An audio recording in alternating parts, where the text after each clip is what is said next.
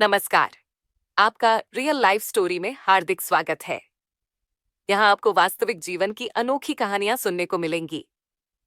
तो आइए आज की नई कहानी के साथ हम सब एक साथ सुनते हैं। एक 16 साल की लड़की अपने परिवार के साथ कुछ ऐसा करती है जिसके बारे में कोई सोच नहीं सकता है। वह 2024 में प्रिंस की पत्नी के साथ रहे थे, लेकिन उनके घर में बच्चों का पालन पोषण नहीं हुआ था, बल्कि वह रोजाना सुबह उठकर अपने बच्चों को स्कूल भेजती थी और अपने ऑफिस के लिए खाना बनाती थी। से ही बिलोंग करता था, लेकिन उसकी रेलवे की नौकरी चली गई थी, जिसके कारण उसकी छुट्टी हो गई थी। अब प्रिंस के बच्चों के समूह में 16 मार्च को और होने वाले थे और 17 मार्च 2025 को पाइपर या शिलोंग होने वाले थे। लेकिन उसकी 2 दिन पहले 15 मार्च 2025 को काव्या पिपरिया में रहने वाली कजिन सिस्टर को एक वॉइस नोट आता है कि खुद काव्या ने ही भेजा था, जिसमें काव्या काफी डरी हुई थी और वो ये कह रही थी कि मुकुल ने पापा और तनिष्क ये दोनों को जान से मार दिया। नाउ जो उसके कजिन के घर में ये साड़ी के पौधे बताते हैं, तो जो प्रिंस का बड़ा भाई था वो प्रिंसेस को कॉल नहीं करता था, तो वो प्रिंसेस कॉल रिसीव नहीं करता था, तो वो अपनी उन कीमती चीजों को फोन करता था जो कि प्रिंसेस के घर में ही रहती थी। तो राजकुमार के घर में ताला लगा दिया गया है। वो अजूबाजू जब लोग राजकुमार के आसपास के क्षेत्र में हैं, तो आजू-बाजू के लोग यह संकेत देते हैं कि आज सुबह से लेकर अभी तक उन्होंने राजकुमार को घर से बाहर लुक नहीं दिया है। नाउ वो सब लोग मिलके पुलिस के पास आ गए हैं और सिर्फ काले रंग का ही रंग दिया गया है। वो ही जैसे कि कांटा का गेट खुलता है, तो वहां पर उनके राजकुमार की डेथ बॉडीज हैं, जैसे कि वे तनिष्क की बॉडी बनाते हैं। लपटी हुई थी और ब्रिज में थी। अब जो पुलिस उसे प्रिंस के घर में ले गई थी, प्रिंस और उसका बेटा तनिष्क मिले थे, लेकिन काव्या नहीं मिली, जिससे पुलिस को लग रहा था कि शायद किसी इंसान ने प्रिंस और उसके बेटे की हत्या कर दी और काव्या को किडनैप करके फिर से पुलिस को ले गया। वॉइस नोट दिया जाता है जिसमें पुलिस को साफ साफ समझ में आ जाता है कि ये सबके पीछे मुकुल का हाथ है, क्योंकि उसमें काव्या ने यह कहा था कि मुकुल ने पापा और तनिष्क को मार दिया है। फिर मुकुल के ऊपर इन्वेस्टिगेशन होती है, तो पता चलता है मुकुल कोई और नहीं बल्कि काव्या के ही घर के पास में रहने वाला एक लड़का है। उनके घर की सीसीटीवी की फुटेज चेक करी जाती है, जिसके बाद पुलिस कंप्लीट शॉक हो जाती है। लगभग 2 बजे के आसपास मुकुल अपनी रेड स्कूटी लेकर के काव्या के घर के सामने आया था और जो काव्या थी उसके हाथ में उसका फोन था और वह मुकुल की स्कूटी के ऊपर बैठ रही थी। वो दोनों थोड़ी ही दूर जाते हैं और रेलवे स्टेशन में पहुंचते हैं। वो दोनों रेलवे स्टेशन के अंदर तो जाते हैं, लेकिन प्लेटफॉर्म नंबर 1 से एंट्री करते हैं और प्लेटफॉर्म नंबर 4 से एग्जिट करते हैं। नाउ पुलिस को ये चीज देख करके कंफर्म हो गया था कि कहीं ना कहीं जो काव्या और मुकुल है ये दोनों मिले हुए हैं। इन्होंने ये सब कुछ किया है और उसके बाद ये भाग रहे हैं। ये दोनों रेलवे स्टेशन से बाहर निकलते हैं और एक बस पकड़ते हैं। कुछ किलोमीटर ये बस में चलते हैं, फिर उसके बाद अपनी बस को चेंज कर देते हैं। और ये सब चीजें ये इसीलिए कर रहे थे ताकि पुलिस इन्हें ना पकड़ पाए।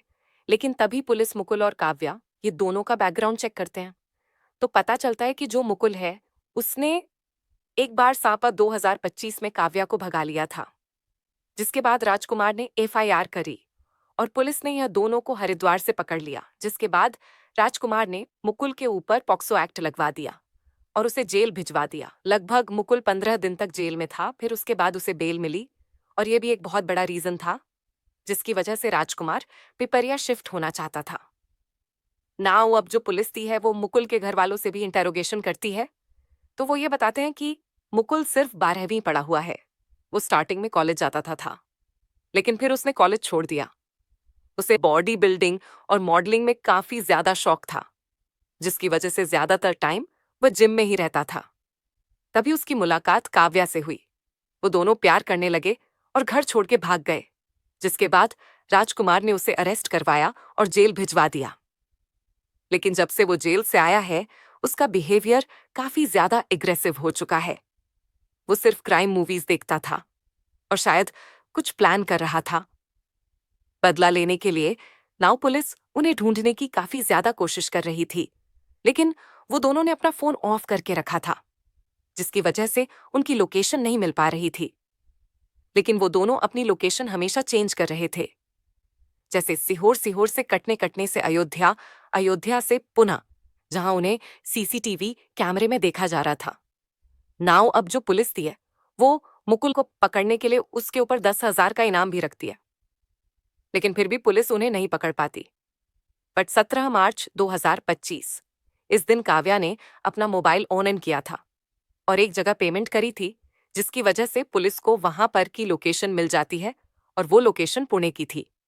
लेकिन पुलिस जैसे ही वहां पर पहुंचती है, वो दोनों वहां पर से गायब हो चुके थे। पुलिस लगभग 2 महीने तक इन्हें ढूंढती है, लेकिन 2 महीने तक ये उन्हें नहीं मिलते।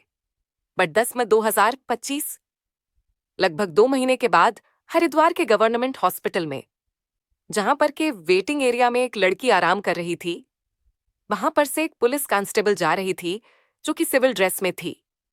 उसकी नजर जैसे ही उस लड़की के ऊपर पड़ती है, तो वो समझ जाती है कि लड़की कोई और नहीं बल्कि काव्या है।